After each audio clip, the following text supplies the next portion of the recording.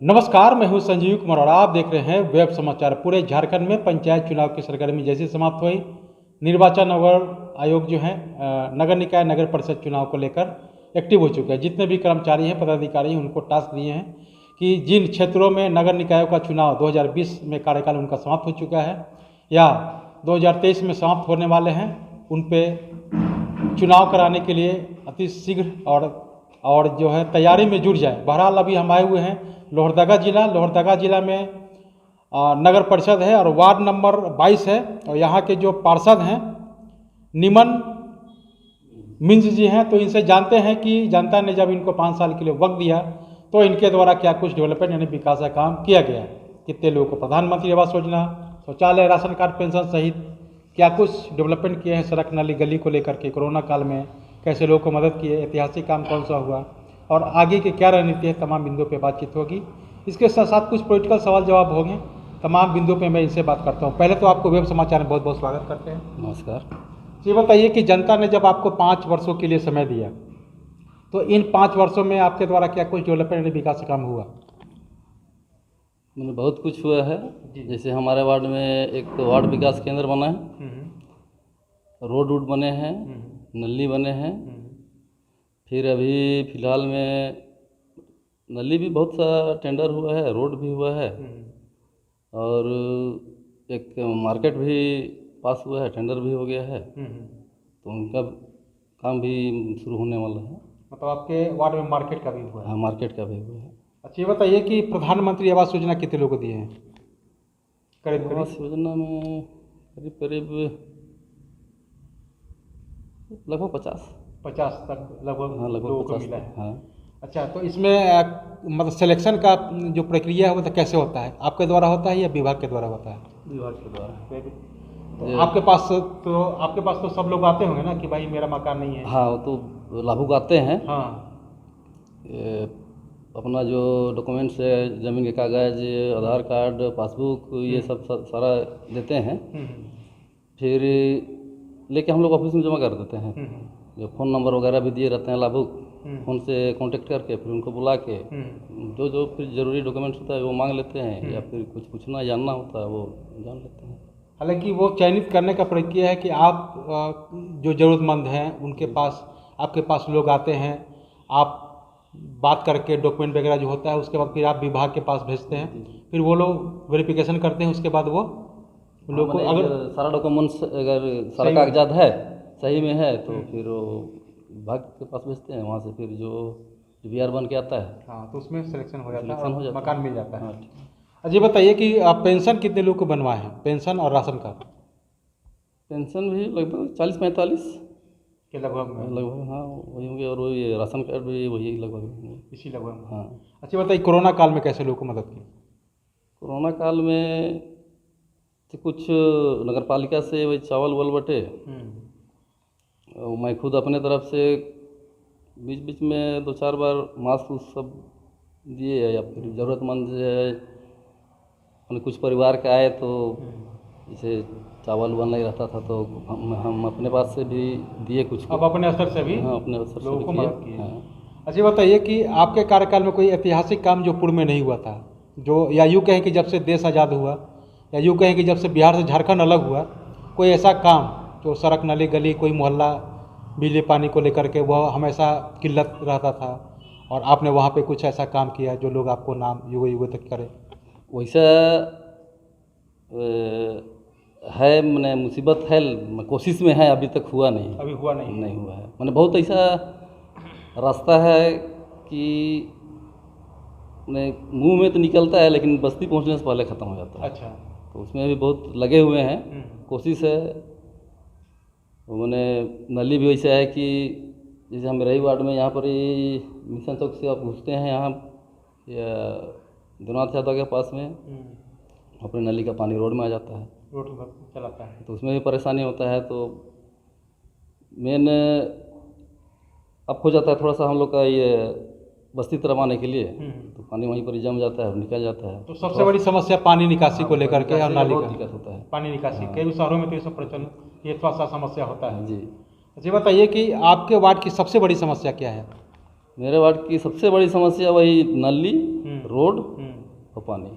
तो क्या इसके लिए आपको, जैसे आप लोग जब भी विभाग से बात नहीं किए कि ये जो समस्या है इसके लिए प्रपोजल बना के देते होंगे? हाँ, दिया हुआ है। अभी 5 सोलर वाला ये बोरिंग है, तो अभी तो गर्मी में ही बोले थे कार्यपालक जी, लेकिन अभी तक तो नहीं आया है। अभी तक नहीं आया। हाँ, अगर वो अगर मिल जाता है, काम हो जाता है उसका, तो मैंने बहुत मैंने आम जनों को बहुत फायदा होगा उसके। आम लोगों को बहुत ज़्यादा फायदा बहुत होगा। ज़्यादा फायदा होगा। अच्छा, बोलिए कि इस वार्ड के डेवलपमेंट को लेकर के, विकास को लेकर के आपने कई कार्यों को लेकर के मशक्क़त करना पड़ा होगा आपको, लेकिन सबसे ज़्यादा मशक्क़त किस कार्य को लेकर के आपको करना पड़ा? वही रोड को लेकर। हाँ, जब रोड निर्माण करते हैं तो लोगों को बहुत ज़्यादा होता है कि नहीं, वगैरह भी होता है कि मेरा जमीन मैंने यहाँ पर ही मेरा इतना पड़ता है, हम बनाने नहीं देंगे, मैंने बहुत सारा ऐसा झंझट होता है। ये रोड तो में भी, नली में देखिए, भी। ये तो आप ही का विकास हो रहा है, आपके सामने से रोड जाएगा तो और ज़्यादा फायदा होगा, लेकिन पब्लिक उतना समझते नहीं है, समझते नहीं। बस दिक्कत उसी में होता है। लेकिन वो काम आपने कर दिया। हाँ, कर दिया। समझाने के हाँ, मैंने समझाने ये बैठा के समझा के फिर वो हम कर ही दिए। काम कर दिया। हाँ। अच्छा, ये बताइए कि आगे की क्या रणनीति है अगर आपको जनता दोबारा से पार्षद के रूप में चयन करते हैं? तो इस बार जो है उपाध्यक्ष का जो पद होगा पार्षदों के द्वारा चयन किया जाएगा, तो क्या आप उपाध्यक्ष के लिए फाइट करेंगे अगर आप पार्षद के रूप में चयनित हो जाते हैं तो? जी नहीं। मैंने हम वार्ड में ही ठीक है, वार्ड में ही ठीक उतना आगे हम सोच ही नहीं रहे हैं। आगे की क्या रणनीति है, क्या सोचते हैं कि अगर दोबारा से आपको पार्षद के रूप में चयन कर लेते हैं तो इस वार्ड के डेवलपमेंट के लिए आपने कुछ सोचा होगा, रोड मैप तैयार करके रखा होगा कि केंद्र सरकार और राज्य सरकार की योजना जितने भी हैं वो तो काम कोई भी करेगा, लेकिन आपको दोबारा से वोट लोग क्यों करें?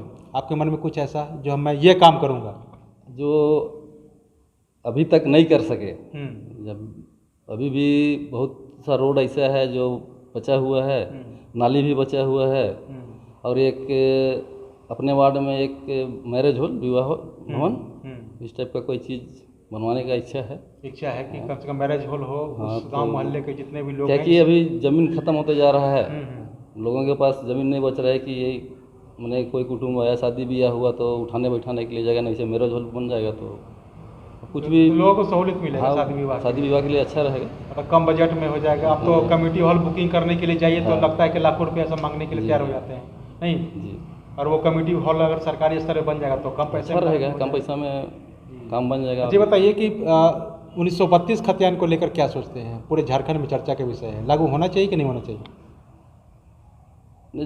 जिस तरह का माहौल है उस हिसाब से तो लागू होना चाहिए, और जो आरक्षण है आदिवासियों का वो उनको लाभ मिलना चाहिए। अग्निपथ को लेकर क्या सोचते हैं? अग्निपथ में भी है कि 4 साल के लिए आप उनको रखेंगे, 4 साल के बाद वो रिटायर होने के बाद में क्या करेंगे? अगर एज निकलने के बाद में उसको तो उन्होंने कहा है कि सीआरपीएफ या असम रेजिमेंट में है उन लोगों को फिर वहाँ पे रखा जाएगा। फिर इसके बाद जो हिंदुस्तान के जो कॉरपोरेट घराने हैं, बड़े लोग उद्योगपति हैं, उन लोगों ने भी कहा कि मैं स्वागत करता हूँ जब वहाँ से रिटायर होंगे। सरकार अगर वैसे उन लोग को रिटायर होने के बाद में देगी तो ठीक है। तो सभी को नहीं दे रहे हैं ना, 25% ही लोगों के बोल रहे हैं। नहीं तो फिर उनका एज निकल जाने के बाद तो बेकार ही हो जाएंगे, पेंशन तो देगी नहीं। पेंशन तो देगी नहीं। फिर रिटायर होने के बाद 4 साल के बाद 10 लाख रुपया दे देगा। 10 लाख रुपये कितना दिन खाएगा आदमी? हाँ, थोड़ा सा सरकार को मैंने युवाओं के बारे में सोचना चाहिए। बात का 4 साल के बाद फिर उनका क्या होगा, सोचने का ये इसमें विचार करना चाहिए। अच्छा, ये बताइए कि एनडीए का उम्मीदवार बनाया गया है द्रौपदी मुर्मू को, जो राज्यपाल हैं झारखंड के, पूर्व राज्यपाल हैं, क्या सोचते हैं आप? अच्छा है, देश की पहली महिला राष्ट्रपति बनने जा रहे हैं, अगर बन जाते हैं तो आदिवासी समाज के लिए अच्छा है जी। कम से कम जो निचले पैदान के लोग हैं, अगर वो राष्ट्रपति बनते हैं तो गर्व की बात होगी जी। हम विशेषकर हम लोगों को जो आदिवासी समाज के हैं उनके लिए बहुत गर्व की बात है। तो आपने सुना कि जिस तरह से निमन मीन्स जी हैं, तो वार्ड नंबर 22 के पार्षद हैं, इनका कहना है कि जनता अगर दोबारा से मौका देता है तो अपने वार्ड में कई डेवलपमेंट करने का योजना हम बना रखे हैं, चाहे वो मैरिज हॉल की बात हो, कई ऐसी योजनाएं हैं जिन्होंने आपने सुना कि क्या इन्होंने बताया। इसके साथ साथ द्रौपदी मुर्मू को लेकर के भी उन्होंने कहा कि हमारे लिए गर्व की बात है, क्योंकि SC ST से आते हैं और आदिवासी समाज से आते हैं, तो हमारे लिए बहुत अच्छी बात है और हमारे बीच के अगर जो है बनती हैं और भारत के प्रथम महिला के रूप में चयनित होते हैं तो हमारे लिए बहुत अच्छी बात है। और 1932 खतियान को लेकर भी कहना है कि 1932 खतियान लागू होना चाहिए, ताकि यहाँ के स्थानीय नीति अगर लागू होगा तो इन लोगों को जो SC ST है रोज़गार को लेकर जितने भी सरकारी जो वैकेंसी निकलेंगे, चाहे वो किसी भी विभाग में हो, तो SC ST के रूप में होगा तो इनको सरकारी नौकरी है उसमें सहूलियत मिलेगा। और आगे को लेकर इन्होंने कहा है कि अगर उपाध्यक्ष के लिए फाइट है तो मैं पार्षद में ही खुश हूँ, क्योंकि जनता का सेवा करना है। हमें ऊंचे ख्वाब नहीं देखना चाहिए, ख्वाब देखिए लेकिन समाज, जनता और सबको साथ लेके चलिए।